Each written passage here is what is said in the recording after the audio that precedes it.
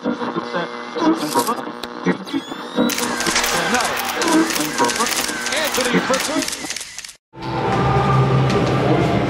belle victoire ce soir, 40 points, c'était assez.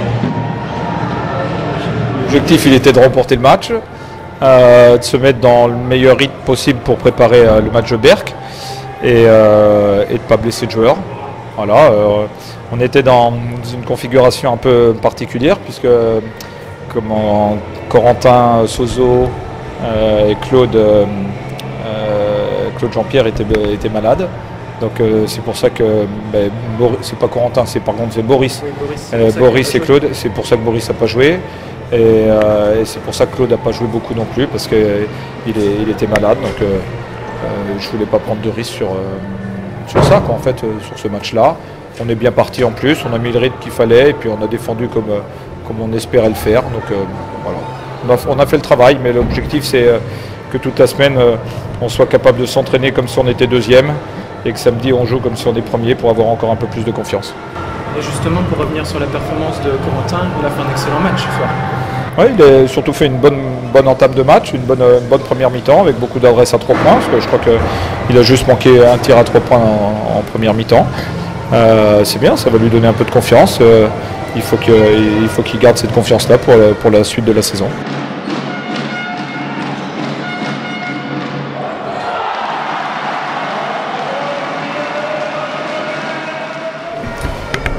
Justement, au niveau de la préparation du match de Berck, quel sera-t-il cette semaine? Le même que tous les matchs, savoir que on va s'entraîner 2 fois par jour, on va préparer le match par rapport à l'adversaire aussi, par rapport à ce que nous on sait faire de bien, où est-ce qu'on va pouvoir lui poser des problèmes. Et puis de toute façon, si on fait ce métier-là, c'est aussi pour jouer ce type de match. Des matchs où il va y avoir du monde, des matchs où l'adversaire, où il y a un enjeu un peu particulier. Et donc non, on va le préparer comme tous les matchs, comme celui qu'on avait fait, qu'on a préparé ce soir. Est-ce qu'il n'y a pas un contraste entre ce que vous avez vécu avec Gilles, ce match-là et de France, et les 2 prochains qui arrivent avec Berck et Messac? C'est un peu contrasté. Oui, parce que je ne joue pas l'équipe qui est au même niveau, enfin qui n'est pas classée de la même façon, mais peu importe, vous savez, cette semaine on avait déjà travaillé avec l'idée d'avoir Berck dans l'œil du fusil, quoi. En fait, on avait plus travaillé déjà avec Berck dans 15 jours plutôt que Fécamp ce soir, donc c'est plus important. Je crois qu'il y avait des petites tendinites pour...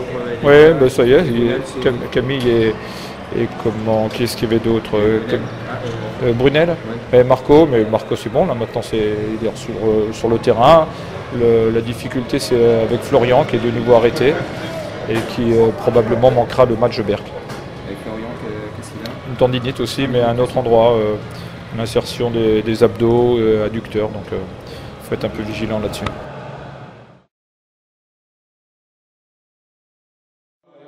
Président du Camp Basket Calvados, qui souhaite vous dire quelques lignes. Bonsoir, Président. Bonsoir à tous. Merci d'être venus encore nombreux. Jean-Luc Desfou, l'ancien président du Camp Basket Calvados, nous a quittés subitement le 19 janvier dernier. Passionné de sport et en particulier de basket, il participa en coulisses pour que notre club puisse grandir. Pragmatique, humble et généreux, il restera jamais une figure emblématique du basket français.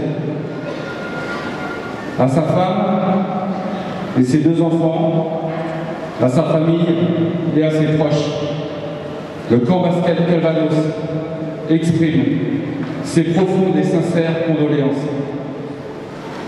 Afin de lui rendre l'hommage qu'il mérite, je vous propose de vous lever et de l'applaudir pendant 1 minute. Merci beaucoup.